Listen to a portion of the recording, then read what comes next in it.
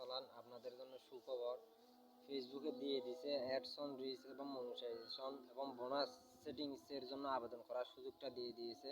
আপনারা দেখুন আমি কিভাবে আবেদন করতেছি, আপনারা সেভাবে আবেদনটা করুন।